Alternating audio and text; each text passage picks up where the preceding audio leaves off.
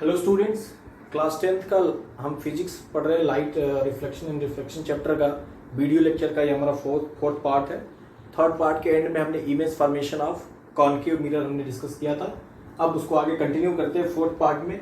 ये image formed by convex mirror. पहले हमने कॉन्केव मिरर के बारे में पढ़ा, अभी कॉन्वेक्स मिरर के बारे में। तो कॉन्केव मिरर में हमने देखा कि अलग अलग पोजीशन पे अगर हम ऑब्जेक्ट को रखते हैं तो अलग अलग उसका इमेज फॉर्म होता है अलग अलग पोजीशन पे, और उसके नेचर का स्टडी किया और वो मैग्नीफाइड है या नहीं है उसका हमने स्टडी किया। अब कॉन्वेक्स मिरर में दो ही केसेस होते हैं इमेज फॉर्मेशन के। दो केसेस याद रखेंगे कॉन्वेक्स में। पहला है कि when object is at infinity. अगर ऑब्जेक्ट इंफिनिटी पे है यानी बहुत दूर से कोई ऑब्जेक्ट है, वहां से रे ऑफ लाइट आती है, तो उसे हम पैरेलल लाइन से रिप्रेजेंट करते हैं। ये पैरेलल रेज ये इंडिकेट करती हैं कि ऑब्जेक्ट कहां पे, इंफिनिटी पे या बहुत दूर से रेज आ रही है। इसको ध्यान रखना है। तो रेज ऑफ लाइट जब मिरर पे स्ट्राइक करेंगे तो हमने आपको पहले भी डिस्कस किया था कि ये जो पॉइंट है प्रिंसिपल फोकस, इससे रिफ्लेक्ट होती हुई नजर आएंगी। कि अगर आप देखेंगे तो आपको फील होगा कि वहां से ये रेज बेसिकली आ रही है रिफ्लेक्ट होके। तो ऑब्जर्वर को, अगर कोई भी ऑब्जर्व कर रहा है, तो ये रिफ्लेक्टेड रेज कहां से आती हुई फील हो रही है? पॉइंट एफ से आती हुई फील हो रही है। यानी F is the point of formation of image. ठीक है। सो पोजीशन ऑफ इमेज क्या होगा? एफ पे। अगर ऑब्जेक्ट कहां है? इंफिनिटी। ऑब्जेक्ट इंफिनिटी पे है तो इमेज कहां फॉर्म होगा? प्रिंसिपल फोकस पे। नेचर क्या होगा? Virtual and erect. Nature is virtual and erect. And magnification, so magnification is highly diminished, बहुत छोटा, यानी कह सकते हैं much smaller than object. Object से बहुत छोटा इसका इमेज फॉर्म होगा। दूसरा केस, ये तो ऑब्जेक्ट इंफिनिटी पे है। दूसरा, इंफिनिटी पे न होके कहीं भी हो, यानी इंफिनिटी या पोल के बीच में कहीं भी हो। इसमें ये कंडीशन नहीं है कि बियॉन्ड द सी, एट सी, सी और एफ के बीच में, ऐसा कुछ नहीं, कहीं भी हो। अगर इंफिनिटी नहीं है तो कहीं भी होगा। तो आप देख रहे हैं कि एक ऑब्जेक्ट है, हमने इसको प्रिंसिपल एक्सिस पे प्लेस किया। जो ray of light parallel incident हुआ प्रिंसिपल एक्सिस के पैरेलल, वो फोकस के डायरेक्शन से क्या हुआ? रिफ्लेक्ट हो गया। ठीक है। और जो पोल पे इंसिडेंट हुआ वो सेम एंगल से रिफ्लेक्ट हुआ। तो जो ऑब्जर्वर है, ये कोई अगर ऑब्जर्वर है, उसको क्या फील हो रहा है कि रे ऑफ लाइट कहां से आ रहा है? तो इन दोनों जो लाइट के रेज हैं, जो वर्चुअल है, रियल में तो लाइट यहां से रिफ्लेक्ट होकर यहां चला गया, यहां से रिफ्लेक्ट होकर यहां चला गया, लेकिन देखने में क्या महसूस होगा कि ये रेज फोकस से आ रही है और दूसरी रेज इस डायरेक्शन से आ रही है। तो इनका पॉइंट ऑफ इंटरसेक्शन क्या है? तो ये जो पॉइंट ऑफ इंटरसेक्शन है, यहां पे इमेज फॉर्म होता है ए डैश बी डैश। ये इमेज प्योर वर्चुअल है, दिख तो रहा है हमें, लेकिन वो रियल नहीं है, उसे हम स्क्रीन पे नहीं ले सकते, इसलिए इसे वर्चुअल कहते हैं। पोजीशन ऑफ इमेज क्या है? हमेशा पोल और फोकस के बीच में ही बनेगा। ऑब्जेक्ट कहीं भी हो, इमेज पोल और फोकस के बीच में ही बनेगा। इसको याद रखें। किसमें? कॉन्वेक्स मिरर के केस में, अगर ऑब्जेक्ट इंफिनिटी के अलावा कहीं भी है। नेचर क्या है? Virtual and erect. वर्चुअल है और सीधा है, इन्वर्टेड नहीं है। And magnification diminished. Diminished means छोटा है, ऑब्जेक्ट से छोटा ही बनेगा। ठीक है, इस बात का ध्यान रखेंगे।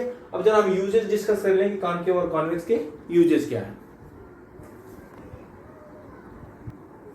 अब स्फेरिकल मिरर्स के यूजेस का जरा डिस्कस करें तो पहला है पॉइंट हमारा यूजेस ऑफ कॉन्केव मिरर। ध्यान से सुनेंगे। कॉन्केव मिरर पे क्या होता है, पहले हम एक बार और डिस्कस करें कि कोई भी रे ऑफ लाइट अगर पैरेलल आता है तो क्या हो रहा है? आप देख रहे हैं कि स्ट्राइक होने के बाद वो फोकस पे कॉन्सेंट्रेट होता है। क्या होता है? कॉन्सेंट्रेट। तो इसे हम क्या कहते हैं? कन्वर्जिंग मिरर भी कहते हैं, क्योंकि ये रेज को क्या कर रहा है? कन्वर्ज कर रहा है, एक पर्टिकुलर पॉइंट पे फोकस कर रहा है।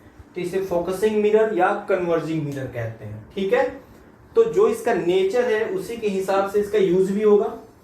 तो यूज में देखें, पहला पॉइंट है used as reflector in car headlight. Car या बस या ट्रक के जो आगे का हेडलाइट होता है उसके अंदर का रिफ्लेक्टर देखेंगे तो कॉनकेव होता है ना, अंदर से कॉनकेव शेप का होता है। या फिर सर्च लाइट्स के अंदर भी रिफ्लेक्टर कॉनकेव शेप का होता है। टॉर्च के अंदर भी रिफ्लेक्टर कॉनकेव शेप का होता है। या टेबल लैंप के ऊपर भी देखा होगा कि रिफ्लेक्टर जो होता है वो ऊपर से कॉनकेव शेप का होता है। ठीक है। तो रिफ्लेक्टर के तौर पे इसका यूज कर लिया, क्योंकि इसका जो नेचर है, जो इसका शेप है, उसके हिसाब से। दूसरा है यूज्ड फॉर सेविंग और मेकअप मिरर। सेविंग या मेकअप मिरर में इसलिए यूज कर रहे हैं क्योंकि छोटा है, और ऐसे में जब इसको पास में लाके हम देखते हैं तो हमें एक बड़ा सा मैग्निफाइड इमेज उसके अंदर दिखाई देगा। क्लियर?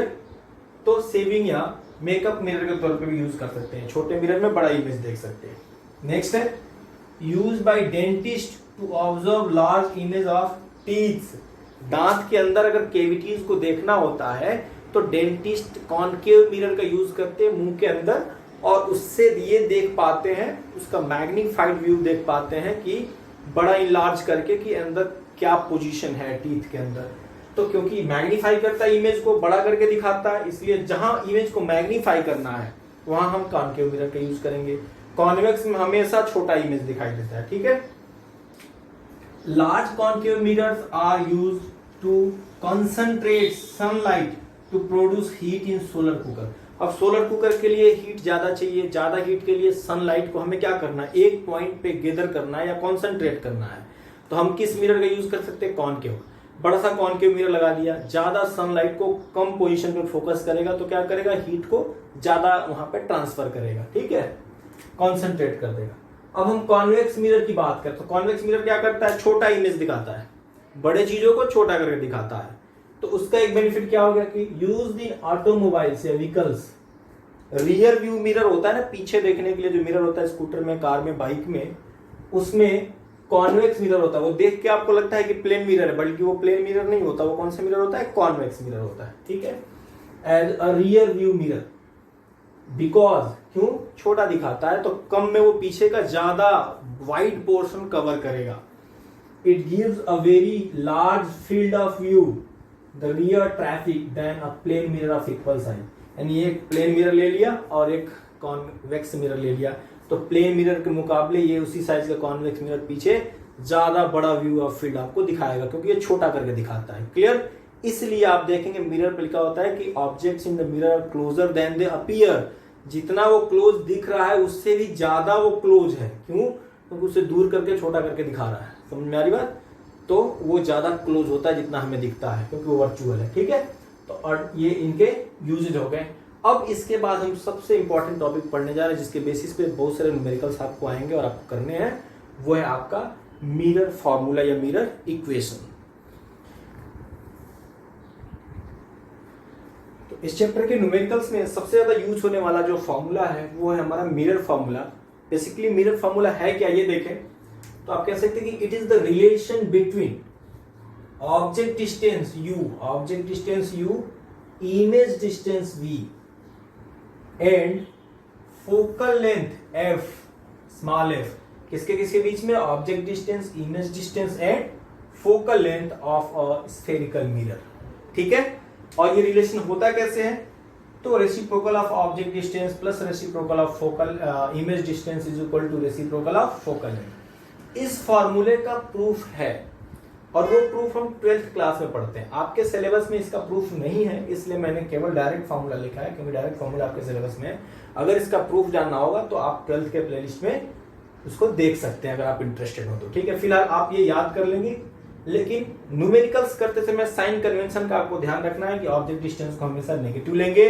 अगर वो कॉनकेव मिरर है तो फोकल लेंथ हमेशा नेगेटिव लेना है, अगर वो कॉन्वेक्स मिरर है तो फोकल लेंथ हमेशा पॉजिटिव लेना है।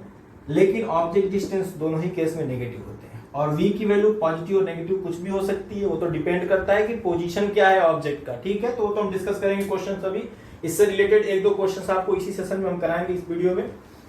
अब क्या कह रहा है कि लीनियर मैग्निफिकेशन जो आपने पढ़ा था, size of image upon size of object, magnification पढ़ा था आपने h2 अपॉन h1, जिसकी वैल्यू -v/u भी होती थी, -v/u, यानी ratio of image distance upon object distance negative. ये भी आपने पढ़ा था मिरर का। इसको हम ऑब्जेक्ट डिस्टेंस और फोकल लेंथ के टर्म में हमें जानना है, क्योंकि इमेज अगर आपको कोई मिरर देता है तो उसका फोकल लेंथ आपको पता होगा, और ऑब्जेक्ट किस डिस्टेंस पर रखा है ये पता चल जाए, केवल इतने इंफॉर्मेशन हो तो आप किस तरीके से मैग्निफिकेशन फाइंड आउट कर सकते हैं। तो जरा ये देखें कि ये है हमारा mirror formula. Mirror formula 1/u plus 1/v is equal to 1/f। 1/v की वैल्यू को यहां पे रखा तो 1/u जाकर दूसरी तरफ सब्ट्रैक्ट होगा, यानी 1/f माइनस 1/u। कोई दिक्कत? अब यहां पे u minus f upon fu, LCM लेके हमने सॉल्व कर लिया, u minus f upon fu। u को यहां भेज के मल्टीप्लाई किया 1 में, तो क्या हो गया, u/v is equal to u minus f upon f. Clear है? इस स्टेप से इस स्टेप तक जाना हमारा। अब क्या किया, रेसिप्रोकल कर दिया, इनवर्स। तो यू बाई वी क्या हो गया, वी बाई यू, और u minus f upon F क्या हो गया, f upon you minus F हो गया। ठीक है, मैग्निफिकेशन के लिए क्या चाहिए, माइनस वी बाई यू चाहिए, और यहाँ पे क्या है, प्लस वी बाई यू। तो -1 का मल्टीप्लाई यहाँ भी कर दे और यहाँ भी कर दे, तो ये क्या हो जाएगा, माइनस वी बाई यू, और यहाँ पे ये -1 का मल्टीप्लाई करेंगे तो f पॉजिटिव हो जाएगा, u नेगेटिव हो जाएगा, तो क्या मिलेगा, f माइनस यू। ये माइनस वी बाई यू क्या है, तो minus v by u magnification है, तो मैग्निफिकेशन की value f upon f minus u भी हो सकती है। तो magnification is equal to h2 minus s1, ये f upon f minus u भी हो सकता है, या फिर माइनस वी बाई यू, जिस टर्म में आप इसको समझिए, यानी फोकल लेंथ और ऑब्जेक्ट डिस्टेंस के टर्म में ये formula f upon f minus you, इसको आप याद रखेंगे। ठीक है, अब इससे रिलेटेड कुछ एक दो इंपॉर्टेंट क्वेश्चन हम जरा डिस्कस कर लें, शायद उससे आप इस फॉर्मूले को यूज करना समझ आ जाएगा आपको। ठीक है, देखते हैं। अब स्टूडेंट्स, मिरर फॉर्मूले पे एक न्यूमेरिकल आपके सामने बोर्ड पे यहाँ दिख रहा है, देख सकते हैं, लिखा है कि अ कैंडल ऑफ 4 सेंटीमीटर, यानी कैंडल का साइज कितना है, 4 सेंटीमीटर। ध्यान से देखें, in size placed at a distance of 25 centimetre. ये ऑब्जेक्ट का डिस्टेंस है, मिरर से, यानी मिरर के पोल से 25 सेंटीमीटर के डिस्टेंस पे प्लेस किया, placed at a distance of 25 centimetre from a concave mirror. कहां से, कॉनकेव मिरर से 25 centimetre distance, of focal length 15 centimetre. Focal length कितना है, 15 सेंटीमीटर। अच्छा, फोकल लेंथ 15 सेंटीमीटर है, तो रेडियस ऑफ कर्वेचर कितना होगा, 15 इंटू 2 यानी 30 सेंटीमीटर, 30 सेंटीमीटर। और ऑब्जेक्ट का डिस्टेंस कितना है, 25 सेंटीमीटर, यानी कि ऑब्जेक्ट फोकस और सेंटर ऑफ कर्वेचर के बीच में रखा है, क्योंकि सेंटर ऑफ कर्वेचर जा रहा है 30 सेंटीमीटर के डिस्टेंस पे, और प्रिंसिपल फोकस है 15, तो 15 और 30 के बीच में ही 25 आएगा ना, तो यानी कि ऑब्जेक्ट का पोजीशन क्या है, प्रिंसिपल फोकस और सेंटर ऑफ कर्वेचर के बीच में। तो जो इमेज फॉर्म होगा वो क्या होगा, सेंटर ऑफ कर्वेचर के बियॉन्ड होगा, जैसे हम पहले डिस्कस कर चुके हैं, यानी कि इमेज का डिस्टेंस 30 सेंटीमीटर से ज्यादा ही होगा पीछे नेगेटिव में। ठीक है, ये तो हम भाई हमें पता है कि इमेज कैसे फॉर्म होता है कॉनकेव मिरर से, तो हम ये बात डिस्कस कर पा रहे हैं, और ये करना चाहिए। ये कैलकुलेशन करने से पहले ये सब बातें सोचना चाहिए कि ऑब्जेक्ट कहाँ पे है, सेंटर ऑफ कर्वेचर कहाँ होगा, प्रिंसिपल फोकस कहाँ होगा, इमेज कैसा फॉर्म होगा, ये बहुत सारे इंफॉर्मेशन आप थोड़ा सा रिकलेक्ट करेंगे तो आपको मिल सकता है। तो पहले इमेजिन करना है, सोचना है, डिस्कस करना है, तब न्यूमेरिकल करने जाना है। ठीक है, तो फाइंड द पोजीशन, यानी इमेज डिस्टेंस कह रहा है, नेचर यानी कैसा इमेज है, जैसे हम डिस्कस कर रहे थे कि रियल इन्वर्टेड है या वर्चुअल इरेक्ट है, और साइज क्या है इमेज का, ये जानना है कि इमेज का साइज क्या है, ये भी हमें जानना है। ठीक है, अब इंफॉर्मेशन हमारे पास क्या क्या गिवन है, न्यूमेरिकल करते समय सबसे इंपॉर्टेंट स्टेप क्या होता है, गिवन क्या है, h1 ऑब्जेक्ट की साइज, कैंडल की साइज 4 सेंटीमीटर गिवन है, +4 क्योंकि एक चीज के ऊपर रखते हैं ना। Object distance is always negative, -25 centimetre, देख सकते हैं ऑब्जेक्ट डिस्टेंस हमेशा मिरर के सामने होता है, और वो सारे डिस्टेंस हम नेगेटिव मानते हैं। ठीक है, फोकल लेंथ, कॉनकेव मिरर है तो फोकल लेंथ भी क्या होगा, मिरर के सामने ही होता है प्रिंसिपल फोकस, तो ये भी minus, focal length is also negative.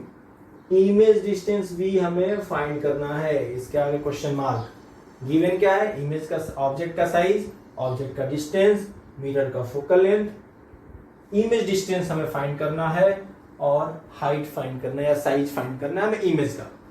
तो हमारे पास क्या है, mirror formula 1/v + 1/u is equal to 1/f।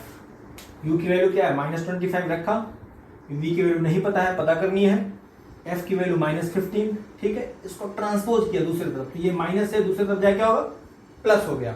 ठीक है, सो 1/v इज इक्वल टू 1/15, पहले से है माइनस साइन के साथ, और ये 25 वाला टर्म जाए क्या हो गया, यहाँ पे पॉजिटिव हो गया।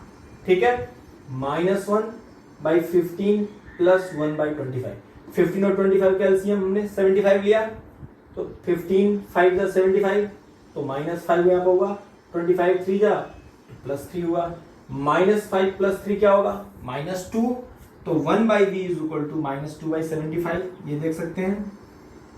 ठीक है, तो v की वैल्यू क्या होगी, रेसिप्रोकल किया, v इज इक्वल टू -75/2, -75/2 यानी -37.5 सेंटीमीटर, ये आपका ऑब्जेक्ट डिस्टेंस है, माइनस है सेम साइड बनेगा, ठीक है, नेगेटिव है। और देखो फोकल लेंथ 15 है तो रेडियस ऑफ कर्वेचर कितना होगा, तो 30 होगा।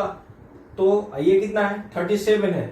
तो पोजीशन की बात करें, पोजीशन क्या हो गया, बियॉन्ड सी के बियॉन्ड चला गया, 30 से ज्यादा हो गया, नेगेटिव यानी सेम साइड में, है ना। अब हम बात करें कि साइज कितना होगा, जो इमेज बनेगा कैंडल का साइज कितना होगा, तो फॉर्मूला है मैग्निफिकेशन का H2/H1 is equal to -V/U। अगर आपको याद आ रहा हो H2/H1 is equal to -V/U। H2 क्या है पता करना है हमें, H1 क्या है +4 -V/U, V की वैल्यू -37.5 और -25 U की वैल्यू -V/U। V की नेगेटिव है, U भी नेगेटिव है, माइनस माइनस कैंसिल, बट ये माइनस ही रहेगा यहाँ पे। तो 37.5 और 25, ठीक है, ये क्या होगा 3:2 में होगा, तो ये 3:2 में, अगर 12.5 से डिवाइड करो तो 2 टाइम्स और ये 3 टाइम्स, तो -3/2, अगर इसको डिवाइड करोगे तो आपको मिलेगा -3/2। 4 जाकर मल्टीप्लाई करेगा तो -12/2 यानी -6। अब माइनस है, नेगेटिव का मतलब क्या होता है कि एक्सिस के नीचे बना होगा इमेज, इसका मतलब कि real and inverted image, real image and inverted image. तो नेचर पता चला, nature is real and inverted, position same side है बियॉन्ड सी, और डिस्टेंस कितना है -37.5 सेंटीमीटर पे इमेज फॉर्म होगा, 6 सेंटीमीटर का इमेज फॉर्म होगा, रियल इन्वर्टेड होगा। और क्लियर, तो ये इंफॉर्मेशन ऐसे आप क्वेश्चन देगा तो आप इसको इस तरीके से सॉल्व करना है, ठीक है। देखते हैं। तो स्टूडेंट्स अभी हमने सीखा कि मिरर फॉर्मूले का यूज करके न्यूमेरिकल्स कैसे करेंगे और न्यूमेरिकल्स में उस फॉर्मूले का यूज कैसे करना है, तो उसको थोड़ा सा आप और ध्यान से देखेंगे और बेहतर समझ पाएंगे। टॉपिक को आगे बढ़ाते हैं और हम एक नया फिनोमेना लाइट के साथ जो एसोसिएट होता है वो हम स्टार्ट कर रहे हैं, और वो है refraction of light. Refraction of light, पहले हम क्या पढ़ रहे थे, सारे टर्म्स किससे रिलेटेड थे, रिफ्लेक्शन ऑफ लाइट थे, लेकिन यहां से हम स्टार्ट कर रहे हैं refraction of light. Clear. So it is the phenomenon, ध्यान से सुनिएगा, it is the phenomenon of change in path of light, change in path of light when it goes from one medium to another। यानी इस definition ये कह रहा है कि लाइट जब एक मीडियम यानी एयर हो गया, लाइट किस में ट्रेवल करता है, एयर में, वाटर में, ग्लास में, ये सारे ऐसे मीडियम है, ट्रांसपेरेंट मीडियम जो लाइट को अलाउ करते हैं। तो लाइट अगर किसी ट्रांसपेरेंट मीडियम में ट्रेवल करता है, जब मीडियम चेंज होता है तब उसका पाथ में डेविएशन आता है। जैसे कि आप एक मोस्ट कॉमन एग्जांपल देखें कि एक ग्लास ऑफ वाटर है, वाटर एक अलग मीडियम है, ग्लास एक अलग मीडियम है और एयर एक अलग मीडियम है। इसमें अगर हम पेंसिल को डिप करते हैं तो अपेरेंटली क्या फील हो रहा है कि ये पेंसिल बेंड हो गया है, हमें फील हो रहा है कि वाटर के अंदर ये पेंसिल बेंड हो गया, लेकिन एक्चुअली ये बेंड हुआ नहीं है। ये ऐसा क्यों दिखाई दे रहा है, तो रिफ्रैक्शन ऑफ लाइट की वजह से। रिफ्रैक्शन को और डिटेल में जरा हम समझते हैं तो, या फिर आप ये भी देखें कि अगर एक बकेट में 5 रुपए का अगर सिक्का कॉइन गिर जाता है तो आपको लगता है कि बकेट का डेप्थ कम है, सिक्का ऊपर नजर आता है। अगर उसका एक्चुअल डेप्थ 15 सेंटीमीटर है तो आपको 10 सेंटीमीटर या 12 सेंटीमीटर फील होता है, उसकी डेप्थ कम फील होती है देखने से। तो ये सारे फिनोमिना ये रिफ्रैक्शन की वजह से होते हैं। तो अब हम देखें कि होता क्या एक्चुअली रिफ्रैक्शन में, कि ये एक हमने सपोज किया कि ये डेंसर मीडियम, ये ग्लास का स्लैब मान लीजिए या वाटर मान लीजिए, कोई भी मीडियम डेंसर मीडियम का मतलब कि जिसमें पार्टिकल्स क्लोजर हो और उसमें लाइट की स्पीड जाके कम हो जाए। और रेयर मीडियम का मतलब क्या होता है कि जिसमें पार्टिकल्स दूर दूर हो और उसमें लाइट की स्पीड ज्यादा हो। समझ में आ रही बात ना। तो अगर हम एयर की बात करें तो एयर एक रेयर मीडियम होगा तो वाटर एक डेंसर होगा, और वाटर से भी ज्यादा डेंसर कौन होगा, ग्लास हो जाएगा, क्योंकि ग्लास के पार्टिकल्स और क्लोज है। समझ में आ रही बात। ये ऑप्टिकल डेंसिटी है, मटेरियल डेंसिटी नहीं। मटेरियल डेंसिटी तो होता है मास अपॉन वॉल्यूम, 9th में पढ़ा आपने, density is equal to mass upon volume, कितना मास हुआ कितना वॉल्यूम में कंटेन किया। लेकिन यहाँ हम ऑप्टिकल डेंसिटी की बात करते हैं, ये केवल ट्रांसपेरेंट मीडियम के लिए डिस्कस करते हैं। क्लियर, कि उसमें लाइट की स्पीड को, लाइट को कितना अलाउ करता है पास होने से, उसकी स्पीड कितनी होती है उसमें। ठीक है, तो ये एक डेंसर मीडियम है और ये एक रेयर मीडियम है। ठीक है, अब देखो कह रहा है कि when light travels from rare medium to denser medium, अगर रेयर से डेंसर में जा रहा है, it deviates towards the normal, यानी लाइट देखिए यहाँ पे जा रहा है रेरर मीडियम से डेंसर, और ये जो लाइन है उसको हम इंटरफेस कहते हैं। इंटरफेस यानी ये दो मीडियम को अलग अलग कर रहा है। ये जो लाइन है, जो बाउंड्री रेरर मीडियम और डेंसर मीडियम को सेपरेट कर रहा है। ठीक है, लाइट जा रहा है, ट्रेवल कर रहा है। जैसे ही वो रेरर से डेंसर में एंटर किया, ये जो लाइन है नॉर्मल है सरफेस से, क्या हुआ, एक्चुअल में उसको जाना चाहिए तो सीधा ऐसे, लेकिन वो नॉर्मल की तरफ डेविएट हो गया। कब, जब रेरर से डेंसर में जाएगा। रेरर से डेंसर में जाएगा तो टुवर्ड्स द नॉर्मल डेविएट हुआ। Clear? When light travels from denser medium to rarer medium, denser से रेरर में जाएगा, डेंसर से रेरर में, तो क्या हुआ, deviates away from normal. Same उल्टा, अब डेंसर से रेरर में जा रहा है तो देखिए जाना था सीधे ऐसे, लेकिन नॉर्मल से वो अवे डेविएट हो गया। तो ये दो बातें आपको याद रखनी है कि जब लाइट रेरर से डेंसर जाएगा टुवर्ड द नॉर्मल, और डेंसर से रेरर जाएगा तो away from the normal deviate होता है। जब ऑब्लिकली इंसिडेंट हो, सीधा सीधा अगर इंसिडेंट होगा नॉर्मल के अलोंग, तो कोई डेविएशन नहीं होगा। इस बात को भी ध्यान में रखना है। डेविएशन तभी होता है जब लाइट किसी एंगल पे इंसिडेंट हो नॉर्मल के साथ। जब नॉर्मली इंसिडेंट होता है तो कोई डेविएशन नहीं होता है। ठीक है, रिफ्रैक्शन होता क्यों है, जरा ये देखें कि what is the cause of refraction of light. Refraction क्यों हो रहा है, ऐसा क्यों हो रहा है, ये डेविएशन क्यों हो रहा है। ठीक है, so refraction of light occurs because of change in speed of light. Light की जब स्पीड चेंज होता है while traveling from one medium to another medium, जब लाइट एक मीडियम से दूसरे मीडियम में जाएगा तो उसकी स्पीड चेंज होगी। जैसे हम हवा में दौड़ रहे होते हैं तो हमारी स्पीड ज्यादा होती है, हमें पानी में दौड़ना है तो हमारी स्पीड कम हो जाएगी, है ना। तो सेम वही प्रोसेस है कि लाइट को वैक्यूम में ट्रेवल करना है तो उसकी स्पीड मैक्सिमम है। जब एटमॉस्फेयर में आएगा, एयर के अंदर आएगा तो थोड़ी कम हो जाएगी, वाटर में जाएगा और कम हो जाएगा, ग्लास में जाएगा और कम हो जाएगा। ठीक है, तो क्या हो रहा है, वहां पे चेंज इन स्पीड हो रहा है। रिफ्रैक्शन किसके वजह से हुआ, because of the change in speed. और ये जो है डेविएशन क्यों हो रहा है toward normal away from normal, इसका जो प्रूफ है वो हम क्लास 12th में पढ़ेंगे वेव ऑप्टिक्स में। यानी जब हम लाइट को एक वेव की तरह कंसीडर करते हैं तब ये रिफ्रैक्शन को हम प्रूव कर पाते हैं, और 12th में प्रूव करेंगे।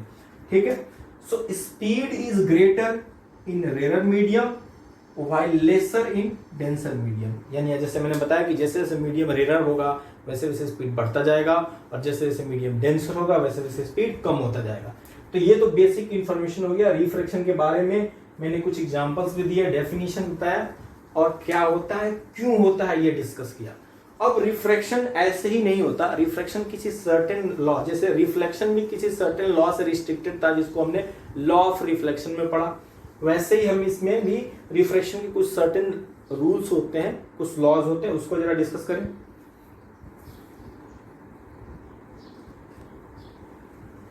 सो स्टूडेंट्स, लॉज ऑफ रिफ्रैक्शन देखिए कि एक यहाँ पे एक हमने डेंसर मीडियम इंडिकेट किया है, ये मीडियम 2 है, ये रेरर भी हो सकता है, फिलहाल हमने डेंसर इंडिकेट किया तो ये डेंसर है, ये मीडियम 2 है, और ये एक मीडियम 1 है, यानी कि ये एयर है, ग्लास है, एयर है, वाटर है, कुछ भी आप एज्यूम कर लीजिए, अलग अलग मीडियम है। लाइट, ये जो लाइट आ रहा है ये इंसिडेंट लाइट है, ये जो लाइन है जो दोनों मीडियम को सेपरेट कर रही है, जो प्लेन है, इसको हम कहते हैं इंटरफेस।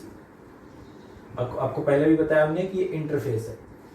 ये इंसिडेंट करके क्या हुआ, टुवर्ड द नॉर्मल डेविएट हो गया। तो ये जो रे है वो रिफ्रैक्टेड रे है, ये इंसिडेंट रे है, ये नॉर्मल है, NO नॉर्मल है। मीडियम 1 से लाइट मीडियम 2 में ट्रेवल कर रहा है। तो नॉर्मल के साथ जो एंगल सबटेंड किया इंसिडेंट रे, वो एंगल ऑफ इंसिडेंस है, और नॉर्मल के साथ जो रिफ्रैक्टेड रे वो एंगल ऑफ रिफ्रैक्शन है। ठीक है, एंगल ऑफ इंसिडेंस हो गया, एंगल ऑफ रिफ्रैक्शन हो गया। तो लॉ क्या कह रहा है, पहला है कि the incident ray, refracted ray and normal to interface, यानी इंसिडेंट रे, रिफ्रैक्टेड रे और इंटरफेस का normal, all lies at the point of incidence, all lies in the same plane. यानी पॉइंट ऑफ इंसिडेंस पे ये सारे एक ही plane पे आपको ड्रॉ करना है। जब भी इनको ड्रॉ करना है, इन तीनों को एक ही पॉइंट पे, एक ही इंटरफेस पे ड्रॉ करना है। ठीक है, दूसरा रूल ये है, ध्यान से देखना है कि अभी ट्रिग्नोमेट्री आपको इंट्रोड्यूस होगा मैथमेटिक्स में, कि द रेशियो ऑफ, साइन क्या है, ट्रिग्नोमेट्रिक रेशियो होता है, ट्रायंगल के साइड्स और एंगल के बीच में रिलेशंस के लिए 6 ट्रिग्नोमेट्रिक रेशियो है, वो आप मैथ में पढ़ेंगे। फिलहाल ये समझ लीजिए कि the ratio of sine of angle of incidence to the sine of angle of refraction is always constant for a given pair of medium. यानी अगर हम एयर और वाटर के लिए बात कर रहे हैं तो इस एंगल का साइन और इस एंगल का साइन का रेशियो हमेशा कांस्टेंट होगा everywhere for water and air. अगर हम वाटर और ग्लास की बात कर रहे हैं तो उन दो पेयर ऑफ मीडियम के लिए एंगल ऑफ इंसिडेंस का साइन और एंगल ऑफ रिफ्रैक्शन का साइन का जो रेशियो होगा हमेशा कांस्टेंट होगा। तो मैथमेटिकली इसको लिखते कैसे हैं कि साइन आई यानी कि sine of angle of incidence and sine of angle of refraction, sine i upon sine r की जो वैल्यू होगी वो कांस्टेंट होगी। और इस कांस्टेंट को रिप्रेजेंट कैसे करते हैं तो म्यू, ये तो ये ग्रीक लेटर है म्यू, म्यू टू 1। इसको पढ़ते क्या है, ध्यान से देखना है आपको कि sine of angle of incidence to the sine of angle of refraction का जो रेशियो है वो म्यू टू 1 है। और इसको पढ़ते क्या है तो म्यू टू 1 को पढ़ते हैं refractive index of medium 2 with respect to medium 1। क्या पढ़ते हैं, refractive index of second medium with respect to first medium. यानी कि ये है रिलेटिव रिफ्रैक्टिव इंडेक्स, इसको कह सकते हैं कि रिलेटिव रिफ्रैक्टिव इंडेक्स कह सकते हैं कि एक मीडियम के रिफ्रैक्टिव इंडेक्स को दूसरे मीडियम के रिफ्रैक्टिव इंडेक्स से कंपेयर कर रहा है। यानी कि म्यू टू 1 को हम लिख सकते हैं mu two upon mu 1। Mu two upon mu 1 क्या है, जरा आप इसको और डीपली डिस्कस करें तो mu two is absolute refractive, ध्यान से देखना है, index of second medium is equal to mu 2. Absolute refractive index of second medium is mu 2 and absolute refractive index of medium 1 is equal to mu 1। यानी पहले medium का absolute refractive index क्या है, mu 1 है, और दूसरे medium का absolute refractive index mu 2 है। और इनका जो रेशियो, क्योंकि लाइट फर्स्ट मीडियम से सेकेंड मीडियम में जा रहा है तो इनका जो रिलेटिव रिफ्रैक्टिव इंडेक्स है वो म्यू टू 1 है। और म्यू टू 1 क्या होता है तो mu two 1 is equal to mu 2 by mu 1, यानी दूसरे मीडियम का एब्सोल्यूट रिफ्रैक्टिव इंडेक्स अपॉन पहले मीडियम का एब्सोल्यूट रिफ्रैक्टिव इंडेक्स। ठीक है, और ये कांस्टेंट किसके इक्वल होता है तो sine of angle of incidence to the sine of angle of refraction का जो रेशियो होता है, इसको समझते हैं। तो रिफ्रैक्टिव इंडेक्स को और डिटेल में जरा डिस्कस करें कि एब्सोल्यूट रिफ्रैक्टिव इंडेक्स क्या होता है। तो स्टूडेंट्स, किसी भी मीडियम का अगर हम एब्सोल्यूट रिफ्रैक्टिव इंडेक्स के बारे में बात करें तो बेसिकली क्या होता है कि एब्सोल्यूट रिफ्रैक्टिव इंडेक्स एक ऐसा कह सकते हैं कि एक टर्म है या पैरामीटर है जिसके बेसिस पे आप ये बता सकते हैं कि किसी मीडियम में जाके लाइट की स्पीड कितने टाइम्स रिड्यूस होती है। ठीक है, कितने टाइम्स रिड्यूस होता है।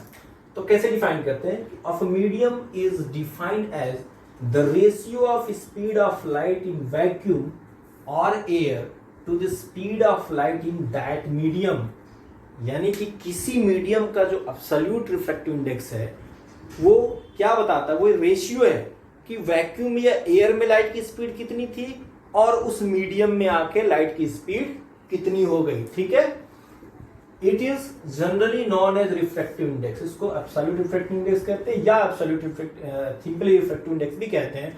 इसको म्यू से डिनोट किया जाता है। ठीक है, म्यू ग्रीक लेटर से डिनोट करते हैं, कहीं एन से भी डिनोट करता है, कई जगहों पे आप कंफ्यूज ना होइएगा। So absolute refractive index mu क्या होगा कि speed of light in vacuum और air upon speed of light in medium. ठीक है, तो एयर में कितनी स्पीड है या वैक्यूम में, और उस मीडियम में आग कितनी हो गई। तो वैक्यूम में लाइट की स्पीड को हम सी से डिनोट करते हैं और मीडियम में लाइट की स्पीड को वी से डिनोट करते हैं। ठीक है, तो mu is equal to c by v हो सकता है।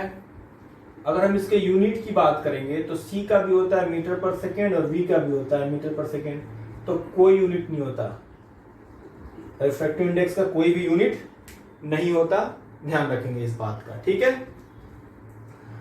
तो अब देखो रिफ्रैक्टिव इंडेक्स होता क्या है। तो रिफ्रैक्टिव इंडेक्स किसी भी ऑप्टिकल जो आपका ट्रांसपेरेंट मीडियम है उसका एक कैरेक्टरिस्टिक फीचर है, उसका एक पहचान है, आइडेंटिटी है, आप कह सकते हैं एक तरीके से कि किस तरीके से वो लाइट को रिस्पॉन्ड करेगा। तो refractive index is a characteristic property of medium material, है ना, whose value depends only on the nature of material। Material है कैसा, मटेरियल वाटर है, मटेरियल ग्लास है, किस तरीके का है, और लाइट के कलर पे भी डिपेंड करता है। अगर लाइट का कलर अलग होगा तो उसी मीडियम के लिए रिफ्रैक्टिव इंडेक्स बदल जाएगा। ठीक है, तो अलग अलग मीडियम के लिए रिफ्रैक्टिव इंडेक्स अलग अलग होगा, लेकिन अलग अलग कलर के लिए भी एक ही मीडियम का रिफ्रैक्टिव इंडेक्स अलग अलग हो जाएगा। इस बात का आपको ध्यान देना है। किस पे डिपेंड करता है कि नेचर ऑफ मटेरियल मीडियम और कलर ऑफ लाइट। आगे जाएंगे तो आपको ये भी बताएंगे कि वेवलेंथ ऑफ लाइट पे भी डिपेंड करता है, क्योंकि वेवलेंथ किसका फैक्टर है, कलर का फैक्टर है। वेवलेंथ चेंज होता है तो ही कलर चेंज होता है, तो इस बात को आप ध्यान रखेंगे। ठीक है, अब जरा सा हम ये देखें कि पहले मीडियम का एब्सोल्यूट रिफ्रैक्टिव इंडेक्स देखें। Absolute refractive index of first medium. First medium का absolute refractive index μ1 is equal to CY V, यानी speed of light in vacuum upon speed of light in first medium. V1 क्या है, V1 is speed of light in medium 1। तो अगर μ1 find करना है absolute, जैसे पिछले डेफिनेशन कोट करें तो absolute refractive index of medium 1 is equal to speed of light in vacuum और air upon speed of light in medium 1। Clear. Absolute refractive index of medium 2 की बात करें, μ2 इज इक्वल टू C/V2। अब V2 क्या है, speed of light in medium 2, जैसा कि definition है। अब हम रिलेटिव रिफ्रैक्टिव इंडेक्स की बात करें, मीडियम 2 का विद रिस्पेक्ट टू मीडियम 1, यानी लाइट वो पहले मीडियम से दूसरे मीडियम में जा रहा है, तो ये क्या है, refractive index of medium 2 with respect to medium 1। ये क्या था, μ2/μ1 था। डेफिनेशंस देखिए, μ2/μ1 यानी absolute refractive index of second medium upon absolute refractive index of first medium. μ2 क्या हो जाएगा, C/V2। μ1 क्या है, C/V1। C से C अगर कैंसिल होता है तो ये रेसिप्रोकल होगा, तो बचेगा आपका V1/V2। तो μ1/μ2 is equal to μ2/1 is equal to V1/V2। V1 क्या है, speed of light in medium 1 upon speed of light medium. यानी रिलेटिव रिफ्रैक्टिव इंडेक्स को दोनों मीडियम में जो लाइट की स्पीड है उससे भी आप डिफाइन कर सकते हैं, उनके रेशियो के टर्म में।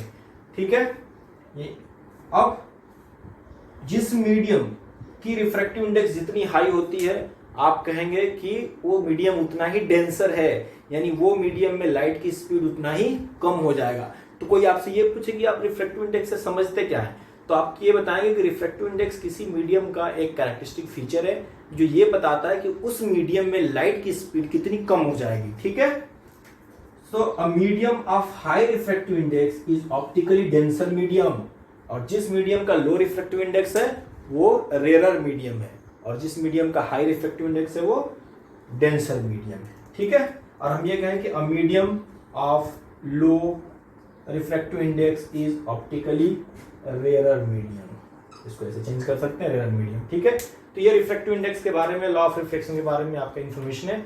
अब इससे रिलेटेड आगे के टॉपिक्स नेक्स्ट पार्ट में। Thanks for this session.